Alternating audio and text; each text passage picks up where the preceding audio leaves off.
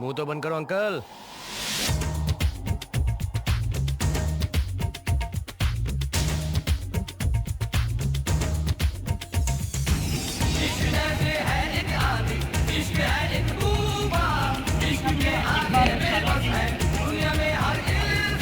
ये देखो कितने लोग आए हैं।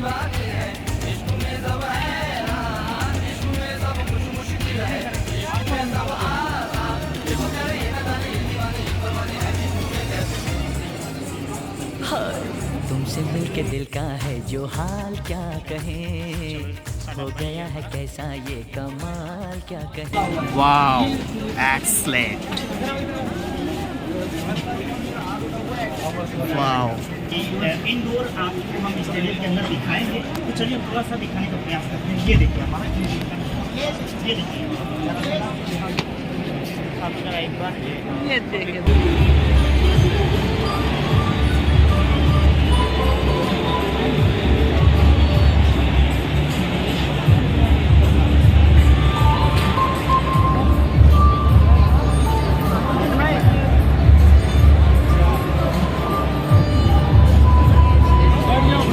भैया इसी वाला सीट है, उल्ट वाला ये पॉइंट क्या हो सीट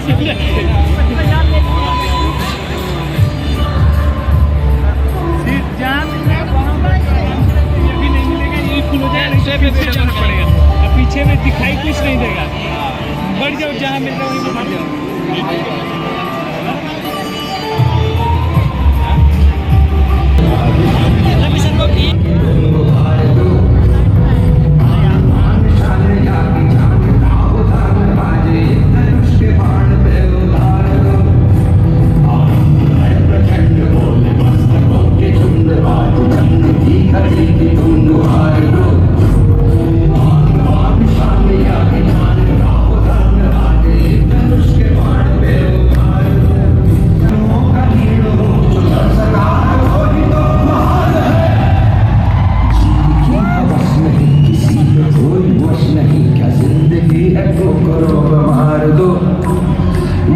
बंद है नहीं तो मौत से भी क्यों डरे, ये जाके आसमान में दहाड़ दो।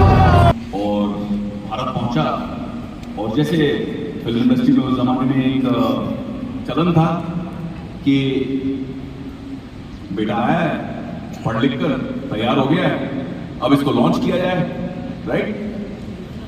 तो लॉन्च करने के लिए नॉर्मली फादर जो है सेकंड जनरेशन हूं मैं, तो उन्होंने अपनी पूंजी समेटी। उन्होंने कहा कि बेटे के लॉन्च के लिए एक पिक्चर बनाते हैं। अब्बास मुस्तान साहब बहुत बड़े डायरेक्टर्स थे उस जमाने में, उन्होंने उनको साइन किया और मेरी फिल्म को लेके लिखावट शुरू हो गई। अब मुझे रात को नींद नहीं आया, क्योंकि मेरे दिमाग में ये चल रहा है कि यार ये मेरे मेरिट पे तो नहीं कर रहा हूं मैं, पिताजी बना रहे हैं, और पिताजी मेरे आइडल, मेरे हीरो, क्योंकि उनको किसी ने सिफारिश नहीं दी थी। उन्होंने स्कॉलरशिप में FTI ज्वाइन किया, 7 सीटों में से पूरे भारत में से एक वो सिलेक्ट हुए, बिना किसी सिफारिश के बंबई आकर स्ट्रगल किया। स्ट्रगल करके उन्होंने अपने दम पर, अपने टैलेंट पर मकाम हासिल किया। तो इंस्पिरेशन तो ये है, और मैं काम कर रहा हूँ बिल्कुल कॉन्ट्ररी टू इंस्पिरेशन। पिताजी से पैसे लगवा रहा हूँ, अच्छा कुछ नहीं हो गया तो पिताजी की पूंजी, उनकी मेहनत, उनके 20-30 साल का करियर वो जीरो हो जाएगा। पिक्चरें इस तरह की बिजनेस है, आप तो बहुत कमा सकते हो या बहुत घटा सकते हो, लूज कर सकते हो पैसा। अब ये रिस्क जो था ये मेरे कॉन्शियस पे बहुत भारी पड़ रहा है। मुझे लग रहा था आजकल के जमाने में और बच्चों से चलता हूँ तो उनको लगता है पापा के पास इतने पैसे हैं, मुझे इतना दे देते तो मैं भी कहाँ पहुँच जाता अपने दोस्तों की तरह, मैं भी अपनी कंपनी शुरू कर लेता। बट मेरी सोच, मेरे विचार उस समय बिल्कुल विपरीत थे। मुझे लग रहा था नहीं ये गलत है, अपने दम पे करना चाहिए। 15 साल की उम्र से मैंने पिताजी से पैसे नहीं लिए हुए थे, छोटे छोटे ऑड जॉब्स करके, छोटे छोटे बिजनेसेस करके अपना खर्चा वर्चा खुद चलाया था। अमेरिका में भी उनसे पैसे नहीं लिए, पढ़ाई लिखाई का खर्चा खुद से चलाया था। अब उसूल की बात आ गई, तो मुझे लगा कि अब क्या किया जाए। एक तरफ ब्रेक, अपना करियर, इतने बड़ा डायरेक्टर, और दूसरी तरफ उसूल। तो हाँफता मैं पिताजी के पास गया और मैंने कहा मुझसे नहीं हो पाएगा ये। कहा क्या हुआ, नर्वस हो गए तो क्या हुआ? मैंने कहा नर्वसनेस की बात नहीं है पिताजी, उसूल की बात है। स्ट्रगल करूंगा, और खुद अपना मकाम हासिल करूंगा। गलती होगी तो मेरी होगी, सक्सेस होगा तो मेरा होगा।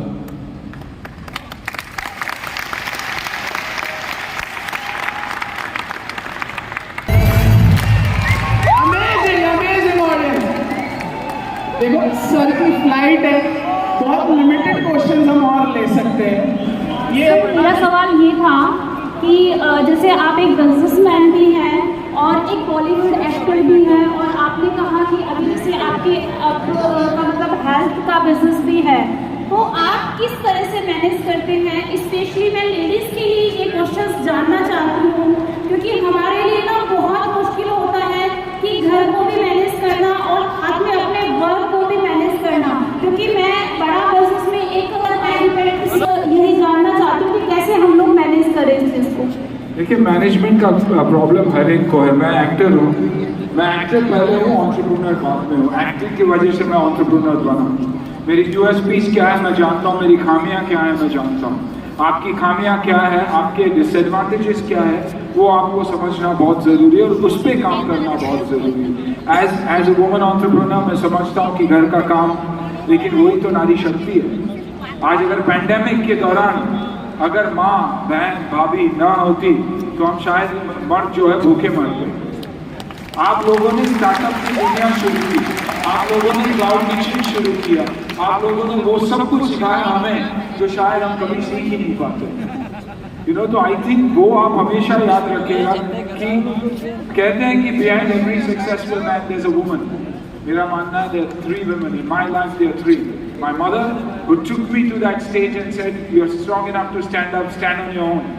That wife who came into my life and said, "You know what? I believe in you. You go where you want." जिस दिन मेरी पहली फिल्म साइन की मैंने, उसी साल मैंने शादी की। कहते थे कि एक एक्टर अगर शादीशुदा हो तो उसकी वो कभी चल नहीं पाएगा, because you need to be romantic. लेकिन नहीं, उसी ने मेरा साथ दिया। मैं 20-20 घंटे काम करता था, डेथ डिफाइंग स्टंट्स करता था।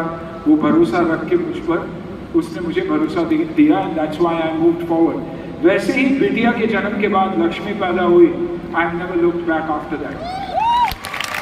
तो आपको, आपके परिवार को, परिवार के लोगों को, साथ काम करने वालों को ये दिखाना पड़ेगा और काम से दिखाना पड़ेगा कि I'm a mother, I'm a wife, I'm a daughter, I'm a leader.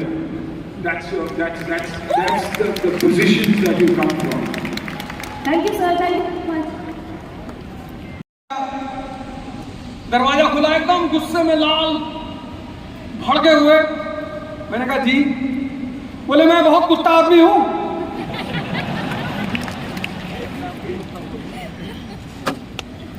इतना खुद को गाली दे रहे हो? तो मैंने उनसे मुस्कुरा के सिर्फ इतना पूछा कि भाई साहब ब्रीड कौन सी है? उन्होंने खुद ही कहा था मुझसे मैं बहुत कुत्ता आदमी हूं। मैंने कहा, फिर कहने लगे बदतमीजी कर रहा हूं मैं?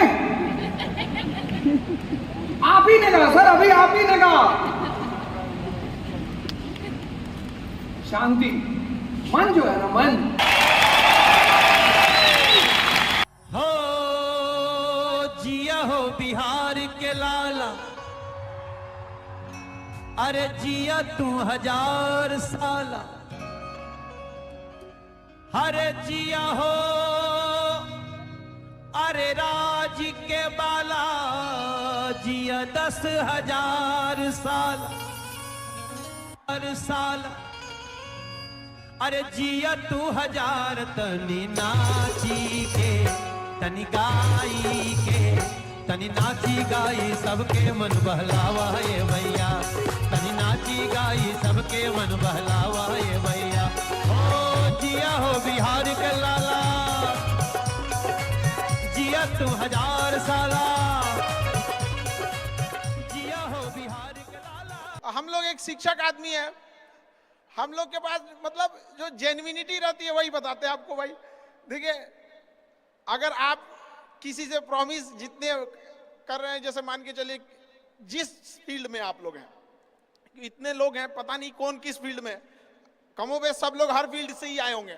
हम लोग जैसे एजुकेशन फील्ड से, तो जब भी हम लोग किसी चीज को एक्स अमाउंट का प्रॉमिस करते हैं ना, तो कोशिश ये रहता है कि उसको 4x डिलीवर किया जाए। अगर हम उसे कहते हैं कि हम आपको इतनी चीजें डिलीवर करेंगे, तो उसे 4 गुना सोचते हैं कि उसको डिलीवर किया जाए। आप लोग भी जिस फील्ड में होंगे बाबू, अब हमको आदत हो गई है बाबू बोलने की आप में बहुत लोग उम्र में बड़े हैं, तो ऐसा बुरा नहीं मानिएगा, वो आदत हो जाती है। पढ़ाते पढ़ाते ना, ऐसे दिन भर तो इंसान का काम पढ़ाना ही है, तो पढ़ाते पढ़ाते आदत हो गई है। समझ में आ गया बाबू?